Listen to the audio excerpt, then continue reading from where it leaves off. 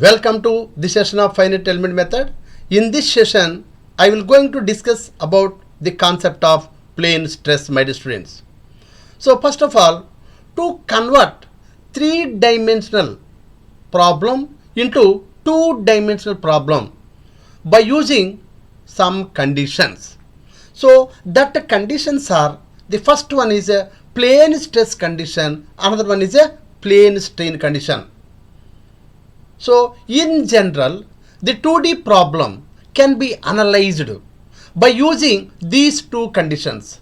The first one is plane stress condition, another one is a plane strain condition, my dear students.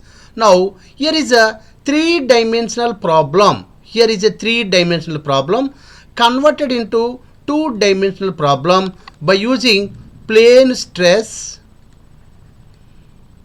and plane strain conditions, my dear students.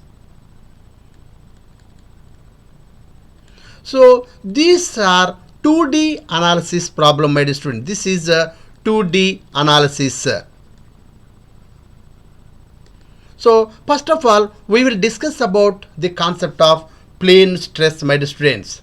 So what is a plane stress, my dear students? We know that three principal directions. This is x direction, this is y direction, this is z direction, my dear students. So the plane stress is a condition. The stress in one of the principal direction, that is either x direction or y direction or z direction, is assumed to be zero, my dear students. In our case, we are consider stress in z direction is zero, my dear students. All of you listen carefully, my dear students. Here it is a paper. So it is x-axis direction, it is y-axis direction, my dear students. Perpendicular to the paper is z-axis direction. Whenever force is applied in z-axis direction, all of you see. So whenever force is applied in z-axis direction, there is no resistance here. No resistance, nothing but no stress. But the stress in z direction is assumed to be zero, so that it is a thin plate. So it is example for plane stress condition, my dear students. So here is the stress in z direction assumed to be zero, my dear students. So this is called as a plane stress condition, my dear students. First of all, plane stress is a condition the stress in one of the principal direction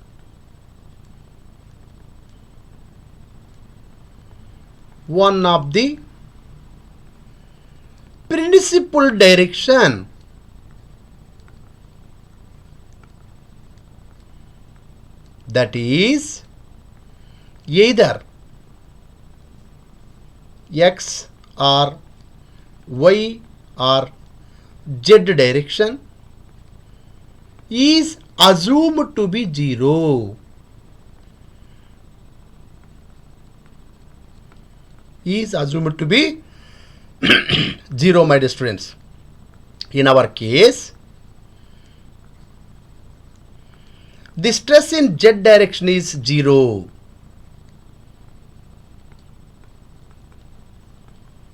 Stress in z direction is zero, my dear students. All of you clear? Now consider it is a three-dimensional object. It is placed in x coordinate system, y coordinate system, z coordinate system, my dear students. Now there is a plane is there here, here there is a plane. What is this plane, my dear students? It is from the origin, it is at a distance of x from the origin. So that this plane is called as x plane. Okay, again there is another plane is there. Here there is another plane, my dear students. What is this plane? So now this plane is, it is at a distance of y from the origin. Now this plane is called as y plane or y face, whatever it may be. Now there is another plane is there. this is another plane, my dear students. What is this plane, my dear students? So it is at a distance of z from the origin. So now this plane is called as z plane, my dear students. It is a z plane. All of you clear? When force is applied in all three directions, the stresses are induced in this 3D object, my dear students. Some of the stresses are normal stresses. Some of the stresses are shear stresses, my dear students. Now, here is it is x. Here it is y coordinate. It is a z coordinate. So, here is the stress is, suppose the stress is perpendicular to x plane. So, this is a normal stress. So, here is there is a stress is there. It is parallel to x plane. When it is parallel, this stress is called as a shear stress, but it is in x plane, y direction. Now, there is another stress. There is another stress, my dear student. This stress is parallel to x plane. So, this stress is a shear stress, but it is in x plane, z direction, my dear students. Now, coming to here, it is a sigma y. So, because this stress is perpendicular to y plane, my dear student. So, this is a normal stress. Now, this stress is parallel to y plane, so that it is a shear stress. It is in y plane, which direction? X direction, my dear student, tau yx. There is another stress is there. There is another stress. Now, it is also parallel to y plane. So, it is a shear stress. But it is in y plane, which direction? Z direction, my dear students. Now, coming to this stress is applied perpendicular to the z plane. So, it is a normal stress, my dear students. Now, here is there is a stress. It is parallel to z plane. So, it is a shear stress. But it is in z plane x direction. This is x direction, my dear students. Now, there is another stress is there. This stress is parallel to z plane. So, it is a shear stress. But it is in z plane. Which direction? Y direction, my dear students. In our plane stress condition, stress in z direction is assumed to be 0, my dear students. So, in our plane stress condition,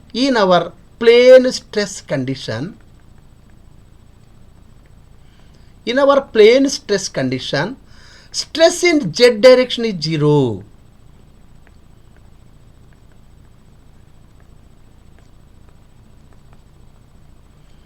Stress in z direction is 0, my dear students. Now, here is now this stress is 0. It is a stress in z direction. This is also 0. So, it is also stress in z direction is also 0. But all of you listen carefully, my dear students. So, the shear stresses are complementary nature. Tau xz is equal to tau zx. Because both are complementary nature, so that is equal to 0. Now, this is also 0, my dear students. Similarly, tau yz is equals to tau zy. So, it is also 0. Because shear stresses are complementary nature, this is also 0, my dear students. So, only two stresses are left here. So, one is a normal stress in y direction, another one is a normal stress x direction. Shear stress is in xy plane and yx plane and xy plane, my dear students. Only these are left here. So, in our plane stress condition, there is a two-dimensional object, my dear students. Now, it is converted into two-dimensional by using plane stress condition. This is sigma x. Here also sigma x. Here it is sigma y. Here it is sigma y. This is a shear stress tau yx.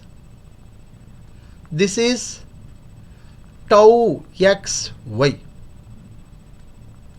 Okay. So, in plane stress condition,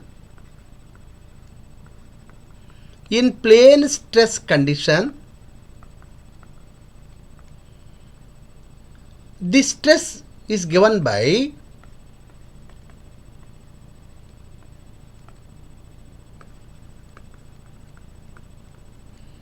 stress is given by stress is equal to only three terms are left, that is sigma x, sigma y, tau xy whole power transpose.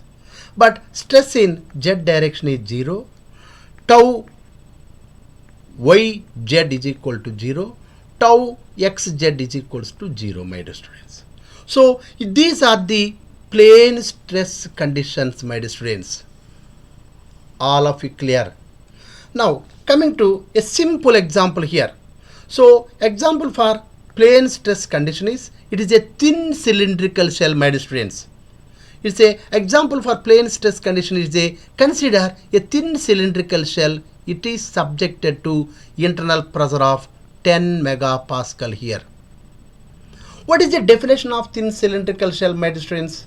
So when diameter to thickness ratio is greater than 100, that cells are called as a thin cylindrical shells, my dear students. So consider a thin cylindrical shell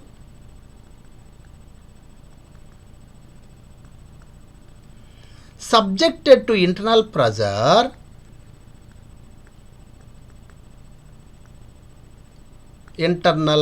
of 10 megapascal and d by t ratio is assumed as a 100. Now this is the length of the cylinder, my dear students. It is the length of the cylinder. Now it is a diameter of the cylinder d. So now it is a thickness of the cylinder t. Now what are the stresses induced in thin cylindrical shell? First one is longitudinal stress Pd by 4t. Another one is a circumferential stress Pd by 2t. Substitute this value P is equal to 10 megapascal, d by t is equal to 100 in these two equations. From this, sigma L is equal to 10 into 100 divided by 4. Here is a 25. Sigma L is equals to 250 megapascal, my dear students. Now sigma C is equal to 10 into 100 divided by 2. Here is a 50. That is sigma C is equal to 500 megapascal. All of you clear? Now we know the sigma C, we know the sigma L, and we know the internal pressure P. Consider a small strip from this cylinder.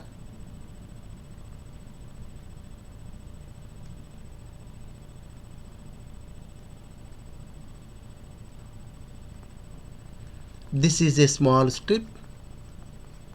Now it is a longitudinal stress in this direction. This direction is circumferential stress.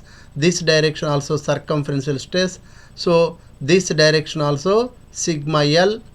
Now it is subjected to internal pressure. Now I am writing that one here. Now consider a strip from the cylinder.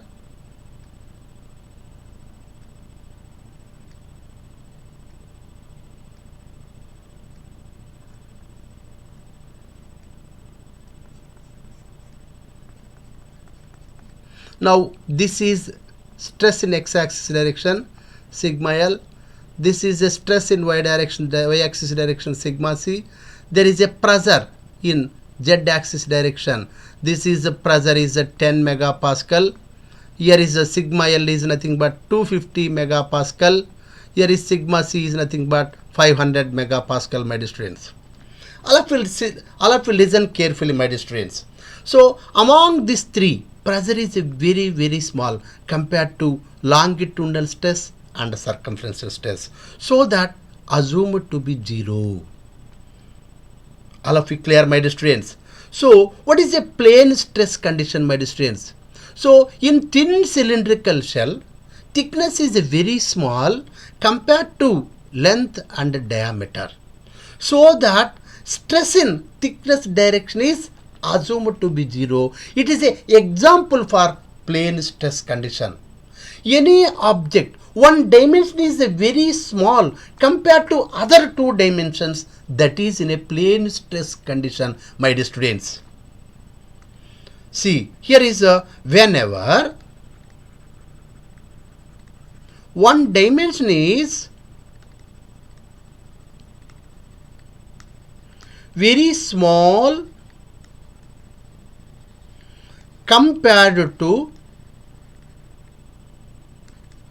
other two dimensions,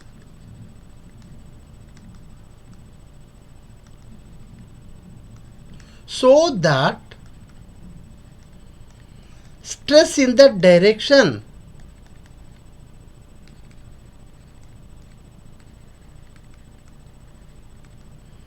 is assumed to be 0. It is a plane stress condition, my dear students.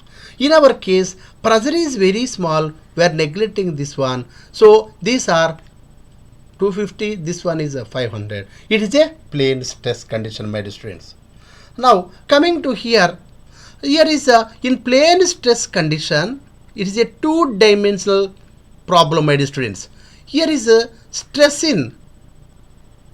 This is a sigma x. Now here it is a sigma y. It is a sigma x. This is a sigma y here. Now this is a tau y x. This is tau xy. When force is applied, all of you carefully listen. When force is applied in x-axis direction, the strain produced in x-axis direction is longitudinal strain. Longitudinal strain is equal to sigma x by E. What about lateral strain, my dear student? Lateral strain is equals to minus mu times longitudinal strain. That is equal to minus mu times sigma x by E, my dear students. When force is applied y direction, the strain produced in y direction is longitudinal strain. That is equal to longitudinal epsilon longitudinal is equal to sigma y by E. What is the lateral strain? Lateral strain is equals to minus mu times longitudinal, that is sigma y by E, my dear students.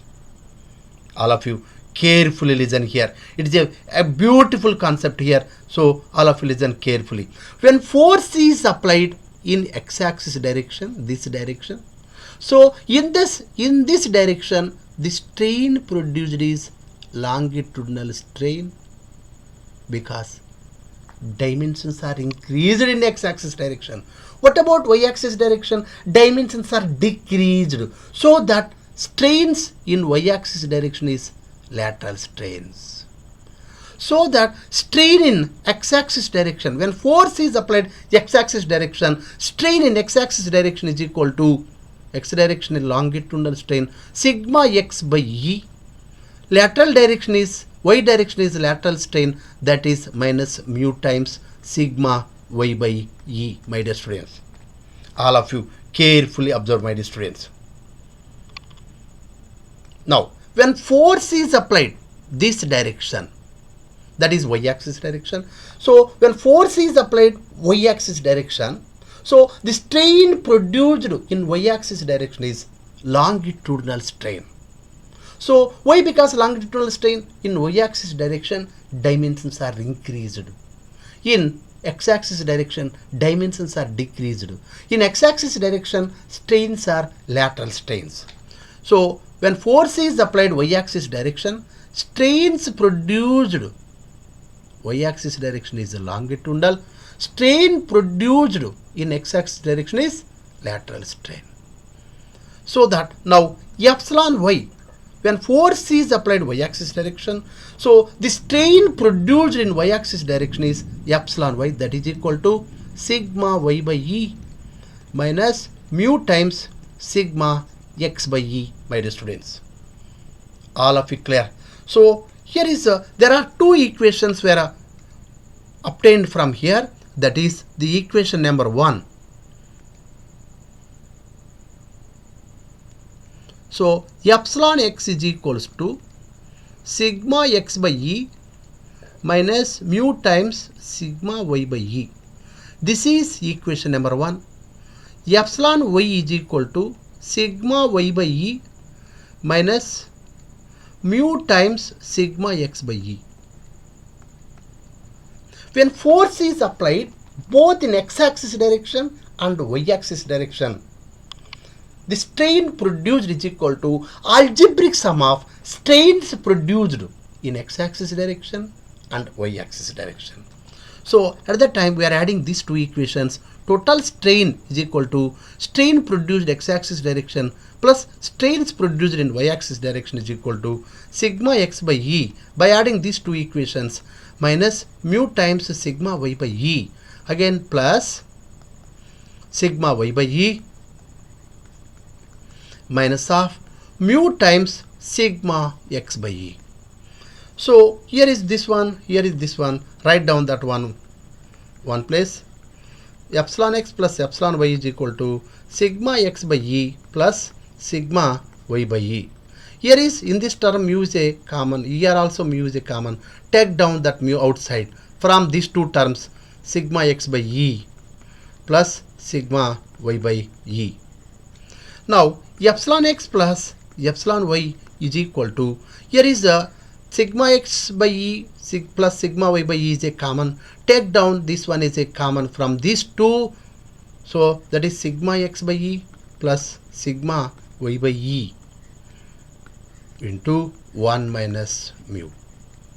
Okay, from this, rearranging this term, see epsilon x plus epsilon y is equal to sigma x plus sigma y into 1 minus mu by E, my dear students.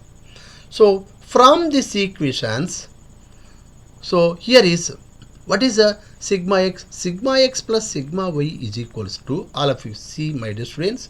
So take down 1 minus mu by E left hand side.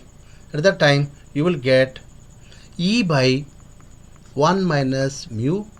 Here is epsilon x plus epsilon y. This is equation number 3, my dear students.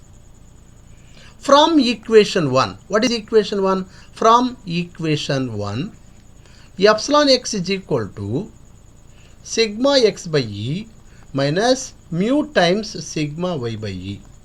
So take down this E here to left hand side, so that you will get E into epsilon x is equal to sigma x minus mu times sigma y. So from this, take down this mu times sigma y left hand side, E into epsilon x right hand side, so that mu times sigma y is equal to sigma x minus E into epsilon x. From this, sigma y is equal to sigma x minus E into epsilon x divided by mu. So this is equation number 4. Substituting 4 in this 3 equation, substituting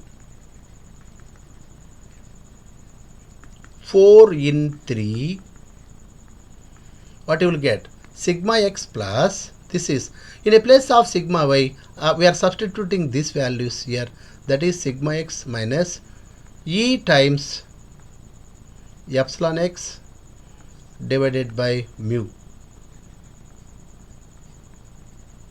is equals to E by 1 minus mu into epsilon x plus epsilon y.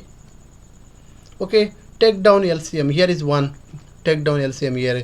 Mu times sigma x plus sigma x E into epsilon x divided by mu, that is equal to E by 1 minus mu into epsilon x plus epsilon y. So here is this term and this term, sigma x is a common. Take down sigma x from these two terms, that is sigma x into 1 plus mu E into epsilon x divided by mu, that is equal to E by 1 minus mu into epsilon x plus epsilon y. Is it clear?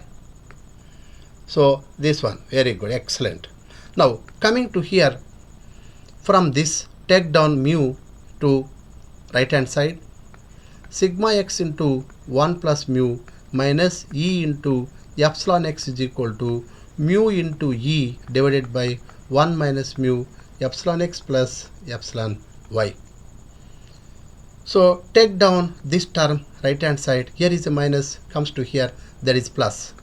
Sigma x into 1 plus mu, that is mu into e divided by 1 minus mu epsilon x plus epsilon y plus e times epsilon x.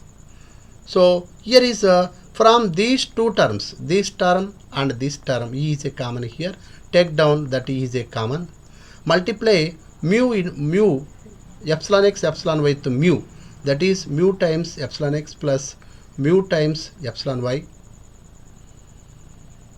divided by 1 minus mu plus e into epsilon x. Sorry, e is already common.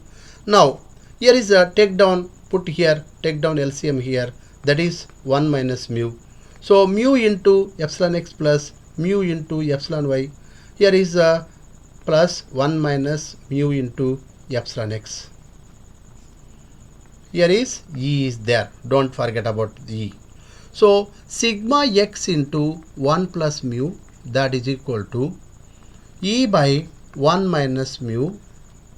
So mu times epsilon x plus mu times epsilon y plus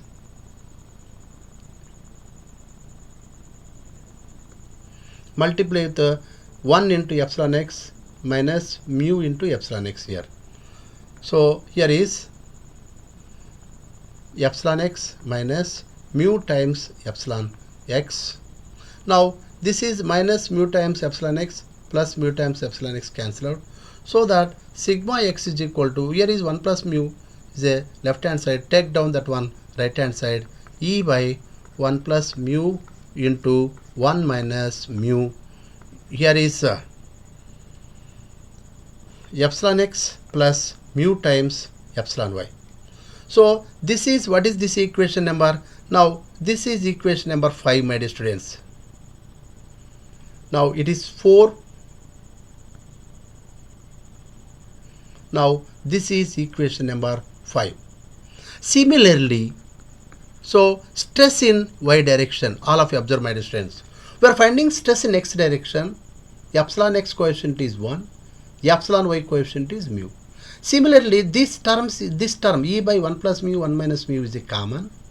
For this also 1 plus mu into 1 minus mu.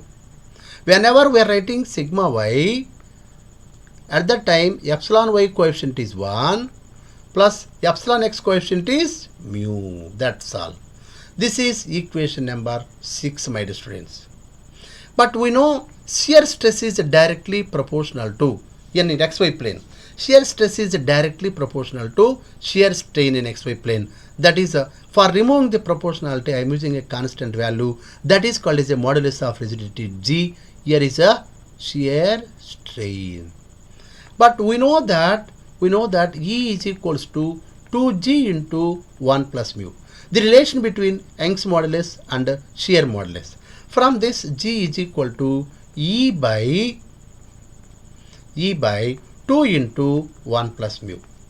Substitute this value here, that is equals to tau xy is equals to E by 2 into 1 plus mu into gamma xy. This is a shear strain in xy plane, my dear students. Multiply the numerator and the denominator with 1 minus mu here. Multiply the numerator and denominator with 1 minus mu. 1 minus mu. That is equal to tau xy is equal to E by 2 into 1 plus mu into 1 minus mu into 1 minus mu into gamma xy. Now take down these two here.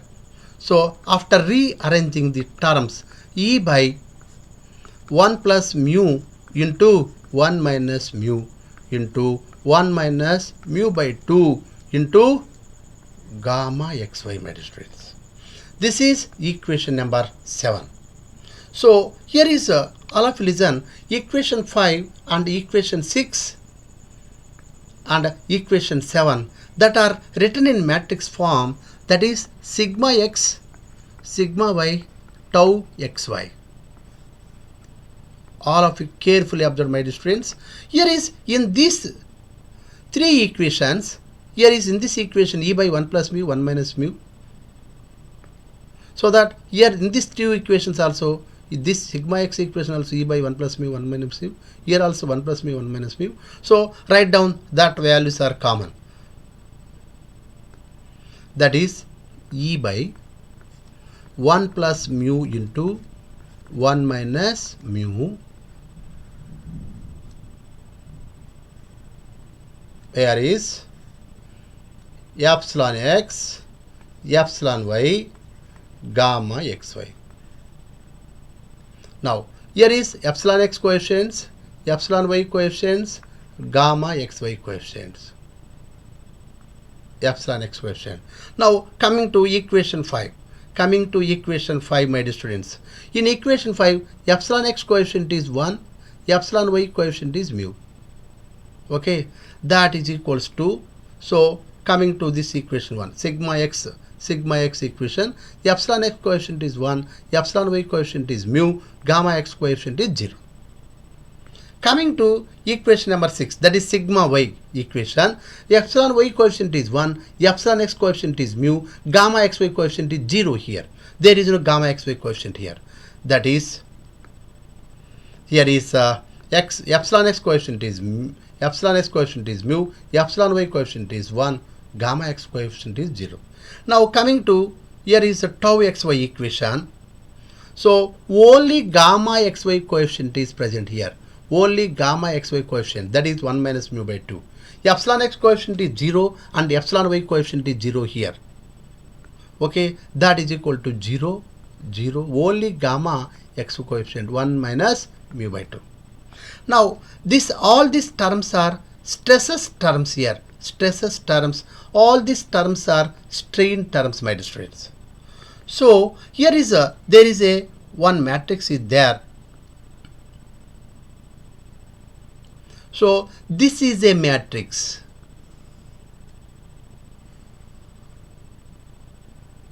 It provides, this matrix provides relationship for stress and strain.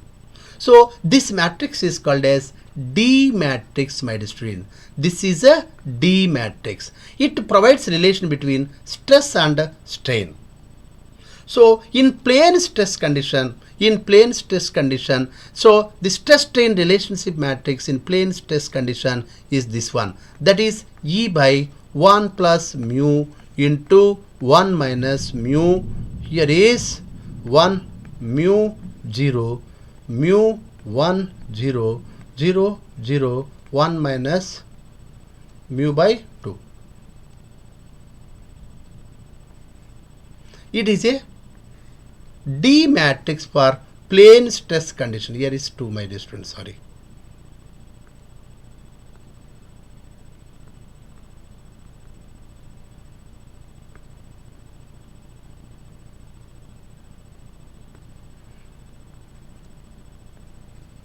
It is a D matrix for plane stress condition, my dear students.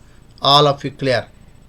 It is a, so D matrix, it is a stress strain relationship matrix for plane stress condition, my dear students. So what are the examples for plane stress condition, my dear students? What are the examples for plane stress condition? That is thin plates, web frames of tankers.